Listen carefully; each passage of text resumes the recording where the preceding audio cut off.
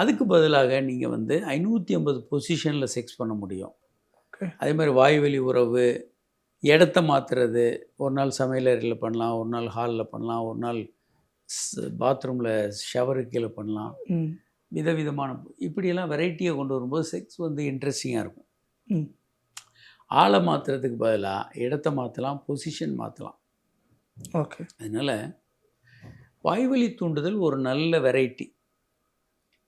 அதை கற்றுக்கொண்டு அதை செய்யணும். ஆனால் சில நேரங்களில் பெண்களும் சில நேரங்களில் ஆண்களும் அது ஒரு அருவருப்பானது, அது யூரின் போகிற ஒரு பாதை அப்படின்னு ஒரு ஆணுக்கு தோணலாம், ஒரு பெண்ணுக்கு தோணலாம். அவங்களுக்கு அது பிடிக்காமல் இருக்கலாம், அருவருப்பாக இருக்கலாம். இதை பற்றி ஒரு புரிதல் அவங்களுக்கு இல்லைன்னா இந்த சிக்கலெல்லாம் வரும்.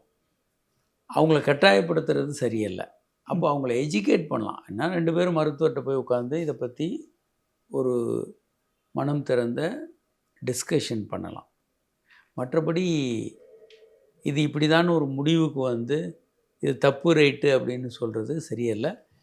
சரி, நீங்கள் வாய்வழி தூண்டுதல் செக்ஸ் உறுப்புகளை பண்ணுறதுன்னு முடிவு பண்ணிங்கன்னா நல்ல சோப் போட்டு அந்த உறுப்புகளை க்ளீன் பண்ணிக்கோங்க. கணவன் மனைவிக்குள்ளே தான் இது நான் சொல்கிறதெல்லாம்.